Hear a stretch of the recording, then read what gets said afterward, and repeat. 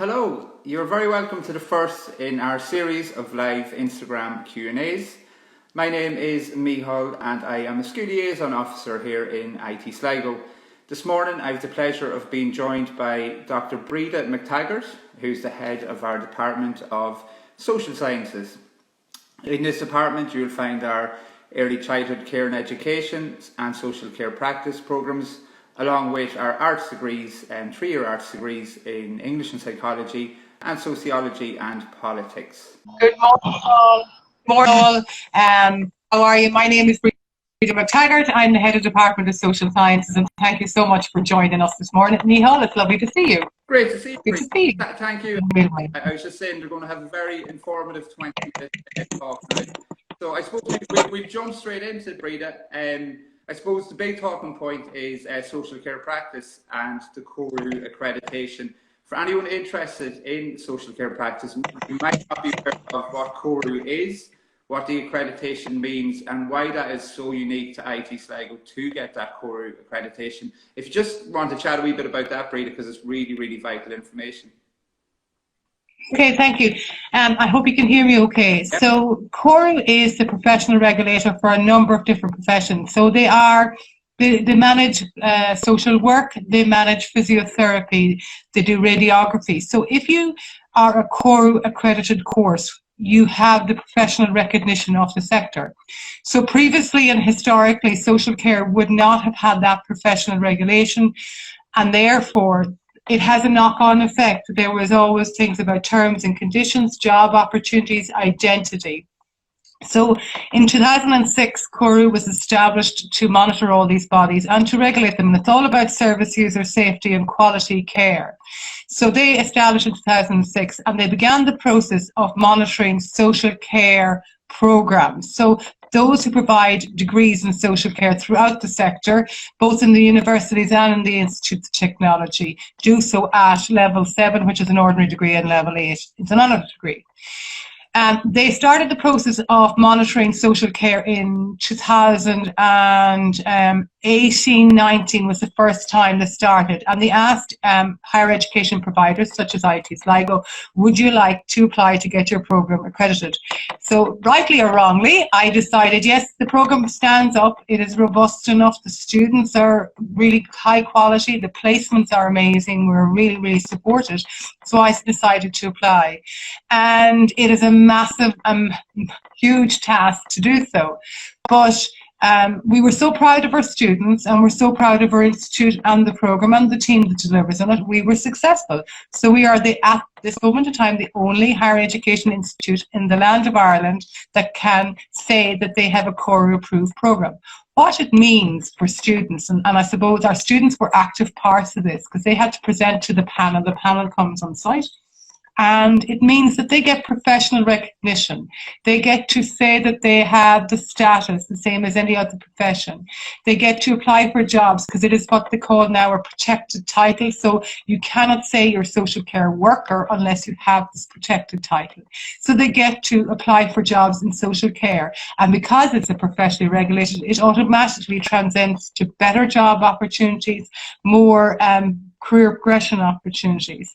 It opens doors to social care, and it gives them the acknowledgement and recognition that they so truly, truly deserve. And I suppose it's brought it home to me. We heard in January, and we haven't had the real celebration yet because we've been off campus, and we heard in January, and then COVID hit us all. And they are the people, another set of heroes that are out in the front line every day in residential care, in homeless settings, in like disability care. They're the frontline staff that work in these settings, and they are contributing to making a difference. The ones you less hear about, but they have been making a difference for a very, very long time.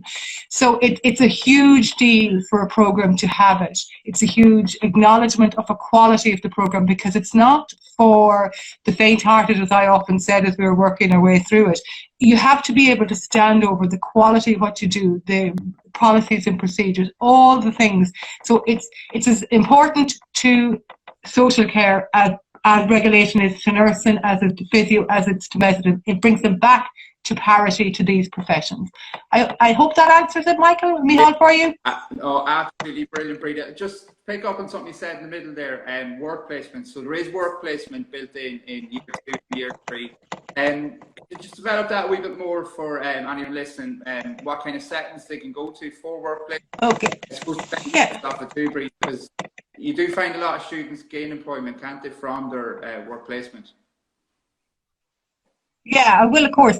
So as part of our regulated programme, we have to undertake 800 hours minimum of work placement. And because social care is quite diverse, what we say is it's in either adolescence, it can be in adult, it can be in mental health. And within those clusters of things, there's different types of placements. So there might be residential care with children. Social care is all about working with people who have just life has thrown some curveballs to them and they're trying to manage it. And your role is to go in and support that management of them. So they work in youth and community and they work in all of these diverse settings after they qualify. But for placement, because core required to be based on your learning need, it's all about your learning. You get the theory, you build it into something more robust. So we organise placements for you out of what we call a repository or a bank of approved placements. So we're sending you to settings where we know the teams in the settings, we know that you'll get good supervision. We know that you will be supported. So you go for 2 13-week placements. So semester 2, after Christmas to summertime, you have it in year 2, and after Christmas to summertime, you have it in year 3. And you go out for that big block. And that big block, you do working directly with service users, and also you do a piece of written work with it to try and put the theory to practice. We organise it. We base it on your learning needs. So if particularly in year 3, if there's some particular area that you really think you need to be challenged in, we try and send you to that area. We have to factor in the complexity of the sector, all those other factors, but you have to undertake it as part of the regulation as well. And what we notice is it's a huge difference. Even if you have been in practice in a previous role or whatever you're doing different work, the difference in the students when they go out for placement with all this knowledge in their head and they come back, like they truly are, it makes it different people almost. They have this grounding, they understand. We talk about this idea of laddered learning or scaffolding, where we're building blocks. When you put them into practice. I think Breda's just dropping out there for 1 wee second. I think we're back. No, you just dropped out for a second, Breda. Keep going, you're fine. Yeah, sorry. As I say, I live in one of the most beautiful places in the world, but sometimes my internet is a little bit variable, so hold with me, please. So you get, when you come back from placement, any placement in any program does that to the students. They actually get the sense of reality of what it is. What are we trying to put on? Why are they teaching me all this stuff? We're teaching it and you'll quickly absorb it. So by the time you leave in 4 years of any program for the social care or the early childhood program, you'll be ready to gain employment. You would probably have taken up some part-time employment as well. So the reality is that's what we're preparing for you, so you're able to go to the register. Does that help answer that, Michal? Does it? Absolutely, Breda.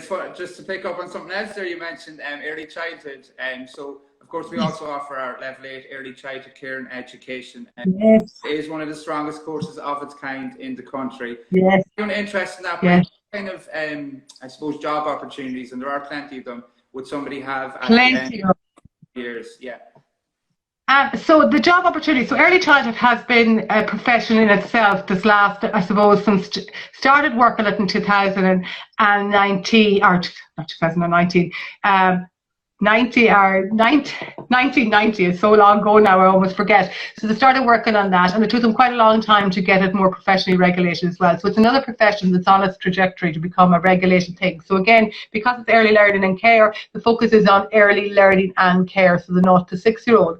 And the idea behind that is that you become an expert on the knowledge of those children and on all the aspects. So it's not just looking at the child, it's looking at the child in the family, it's looking about the environment. So in terms of where you can go after it, our students, we've been doing this for 15 years now. It's hard to believe, we've been doing it for 15 years, and we're the first people in the country to provide an early childhood degree.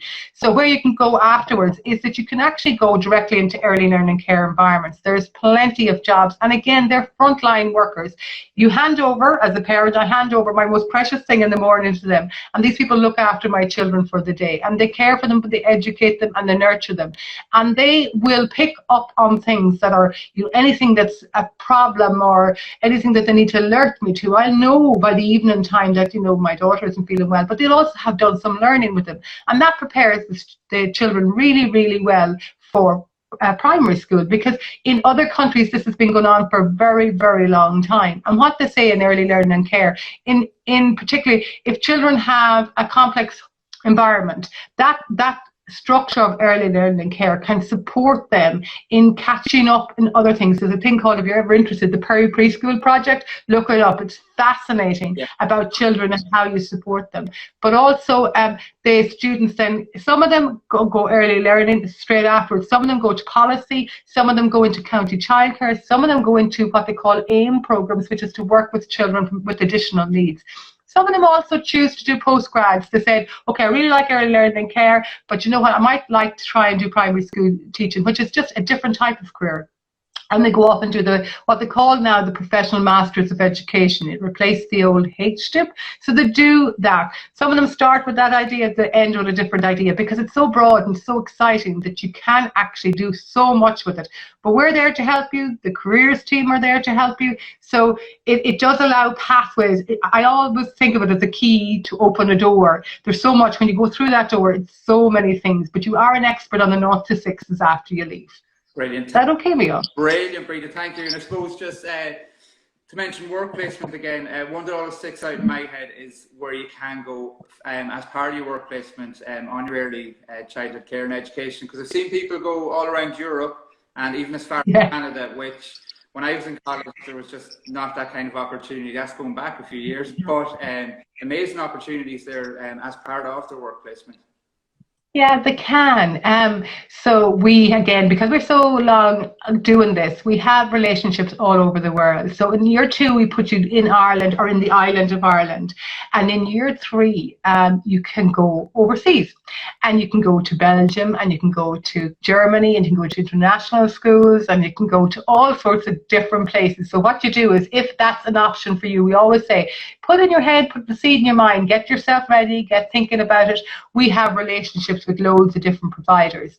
And then if you're in Europe, you can apply for what they call Erasmus grant. Erasmus grant is different than, let's say, a SUSI grant. So anybody can apply for Erasmus. You don't need to be a SUSI recipient to get an Erasmus. It's a different type of grant. And interestingly, while Northern Ireland remains in Europe and Brexit is Northern Ireland also, you get an Erasmus grant to go to Northern Ireland, which is quite interesting because we're about 20 miles from Northern Ireland where we live here. It's just a useful piece of information. So we do send students to Belfast as well. And it depends on where you want to go. We sent them to Scotland, where there's outdoor education, so children stay outdoor all day. They do not come inside, and they learn outdoors. But we also send to Canada, and the reason we send to Canada is we have a two-way relationship with Canada, and some of their students come to us, so you get to meet them as well, and they're amazing. But you also can go to Canada and do your placement, and it's good to see. Not every student will want that, but for those who do, there's plenty of opportunities. Now, Canada, it's different. You don't get the grant for it, but I would say to anybody who's interested in Canada, it's a lovely way to get a sense of another country without committing yourself to stay there too long. And I was recently in Canada, and I probably met more Irish in Canada than I would necessarily, because obviously a lot of ours, and they all migrate home, but it's very exciting. And we have a relationship, and we've got a Masters actually award with Canada. We developed a Masters in Ireland, we delivered with Irish students, but we also can deliver it in Canada. So we have that long going relationship with Canada. Brilliant. Yeah. Oh, it's brilliant. Thank you so much. I'm just going to answer a quick question that came through there in the middle, Breda. It was from Olivia Sheehan, and she was asking, is it too late to apply to IT Sligo? Olivia, to answer your question, not at all. The CEO change of mind is open until 5:15 p.m. So if you've already applied to the CEO, you can now choose IT Sligo. So that, as I say, is open until 5:15 p.m. on July 1st. So absolutely, you can apply to us for any of our courses up until that point. Breda, I think it's important too to talk about our arts degrees. Of course, we've been, I suppose people might not realise, but we've been providing arts degrees for over 30 years at this stage, and 2 of those arts degrees, of course, lie within your department. And the first one, very popular, English and psychology. Could you tell us a wee bit about that breed and how they marry so well together and work very, very well? Yeah.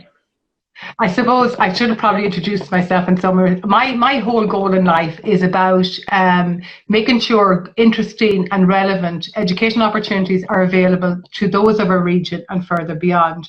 So it might sound, we have been doing arts, but we have not been doing liberal arts, if you understand me. So liberal arts is kind of these things called, like we do a joint subject in English and psychology. So that we decided to do. We're on, it's probably a number of years running in the background, but our first graduating class is now actually. So we're so excited about it.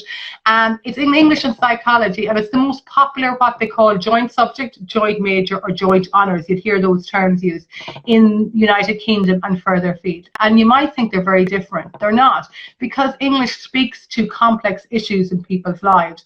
Historical English literature speaks to that, so you'll know from your schooling or anything you read. And psychology looks at how we perceive life and how we understand it. So they run in parallel, but they are complementary, and they're very, very interesting. And they're 3-year honours degrees. And the way they've been set up is particular. They don't have a work placement, and that's deliberate because of the pathway that you may choose in your life. So in terms of, so you do half of it in English and half of it in psychology. Now, they're all within our department, and they're all part of I'm very fortunate to have this fabulous team. So they're all part of this fabulous team that I work with every day. So they're constantly communicating with each other, and they're talking about how they can make the learning experience better for the students. Well, what are you teaching this week, Michal? Okay, well, I'm going to do it that way, and let's try and bridge this stuff together, because you might think they're very distinct in some ways. You do it over 3 years. It is, you do child psychology, developmental psychology, social psychology, contemporary psychology, which is quite innovative and creative, and they go on trips and they do all sorts of things.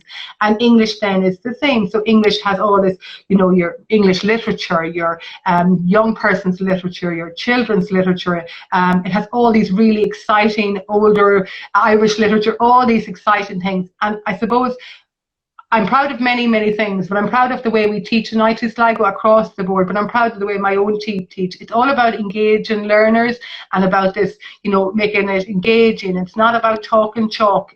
It's just not. It can't be about that, because people don't learn like that. And we've modelled our work on experts like Jeff Petty, who writes hugely about how people learn. And so it's very, very exciting. So after the 3 years, what can you do? That comes up a lot as well. It's a 3-year honours. So how it works is you can apply to go directly into work, and our students are going straight into work. Some of them are going into communications jobs. Some of them are going into, the arts councils, community arts projects in its broadest sense. Because arts is about the broad critical thinking, interrogation, and then you develop the skills in your subject area. So they go into that. But a few have decided that they like to do postgrad, and we deliberately built that in the program.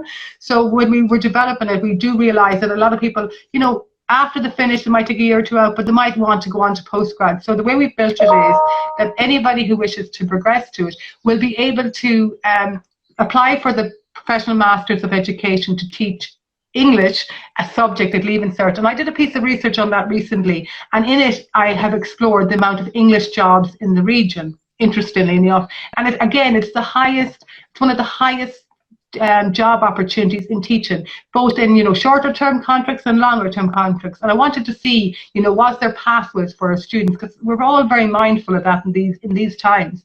So you can choose to do that, or else you might decide, actually, I'd like to do accredited psychology. And because it's a 3-year joint, it's not possible to have all the credits for it, but there is a number of master's conversion courses in the country that you can apply and are well placed to apply to them. And some of our students may choose to do that. I think 1 or 2 of them definitely are going to go that trajectory. And they're going to do it, and they're going to apply to the conversion course. And the conversion course allows you called graduate membership. I hope this is making sense. Graduate membership.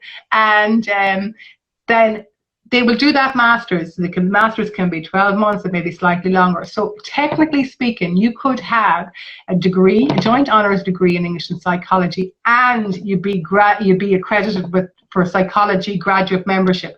If you want to do clinical or educational psychology anywhere in the country, that's a doctorate, almost doctorate level qualification, and counselling psychology is slightly different. So it is a wonderful pathway to that career, but it also allows you to develop a second skill set. So they're actually, and we've done quite a number of these joint majors now in IT Sligo. Our colleagues in other departments have known and seen the value of them for the students. So we have business and technology has been recently approved, and there's another really exciting one coming down the track. So that's really exciting. I just might mention Sock and Paul. Is that okay, Michal? Please do. Just in case anybody else, I told. No, it's absolutely brilliant, because I was even thinking about myself. One that always sticks out in my head as well, and I'm sure you'll touch on it, is Seamus Bannon, and I'm sure you'll talk about Seamus and his amazing work experience to the European Parliament. Breda, I'll let you talk about, you know more than me, I'll let you talk about that. But, please feel free to stop me, or anybody who would like to, who's online, please feel free to just ask any questions. I mean, you can see I'm quite enthusiastic about it, so anybody else wishes to ask anything, please do. And so at the same time we're developing English and psychology, we also developed a sociology and politics arts degree. And the reason we developed it, because as I said, the team that I have allows me to do these exciting things, and I truly believe in the value of education and what it can do for people.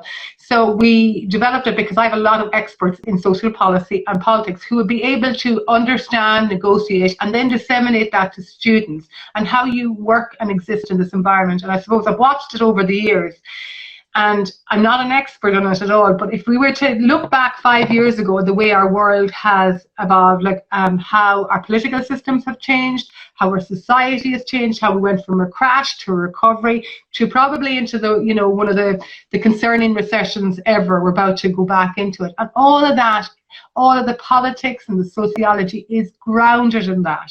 It's about, sociology is about understanding the world and its people in it, how the structures work. So children at home, they exist in a family, that exists in a community, that exists in a wider society. So how does that work?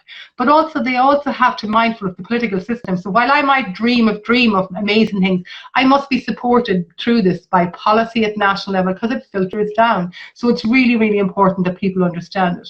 And you have seen a shift in Irish society from people who would have had less interest in these kind of concepts over the years, but because the way society has changed, sometimes things they enjoy, but the other things they're concerned about, they became interested in these subjects. And we only have to watch the news to understand why recently they may have. So these two subjects, again, run parallel to just sociology and politics. And they have different views on things, and they're debated, and you would be part of those debates. But one thing it has that's quite unique is, as Michal spoke to, which is the active politics placement. And my colleague, Dr. John Pender, organises that. And we have our students, and they go to the most exciting places. It's not very long. It's just to give them a taster of it. You know, all these wonderful theories and concepts. What does it mean? How we could put them in practice? So what they've done is they go on placement for 40 hours. So Seamus, who Michal spoke to, went to the EU Parliament. Other people, it was the perfect time last year for people to be part of Sock and Paul degrees. They were out with the politicians, watching how they canvass. They were working with advocate groups. They were on media. You would have heard them on the TV, also speaking about it. They were on News Talk. They were on all these things. And again, it was so exciting for them. They got to really live politics. But even if it wasn't a year of an election, it's so rich, unfortunately for society, it's so rich with all this complexity at the moment. You get to live and breathe it. Classes are about you living and breathing and understanding it, but also you get to experience it. And we work with you. You say, I'd love to work with this advocacy group for 40 hours. And you have to negotiate it, and we negotiate it with you. And the same. And you can if you said you wanted to go to the White House, like we wouldn't object to that. We'd say, well, how are we going to do it? But what we say is dream, get a taster, try and get a taster for it. It's, again, our first graduating class, and they have, because they're so passionate, I suppose it's also it's one of the things that you see, they're so passionate about our society and about how it's structured and about making change, because that's where they're really going. When I talk to them, they're going to make change, and I can see how they intend to make the changes in the future. They're going to make these fabulous changes. And you will, if you're interested, if you're passionate about our society, our community, about, you know, I want to make change, I want to be the future Taoiseach, I want to be the future whatever it is, You can do that. The shadow, you can do all of that, but you have to start somewhere. And only by understanding this can you get a sense of how you negotiate. Because a lot of politics and sociology, how do you work the structures and systems to make the change that you need?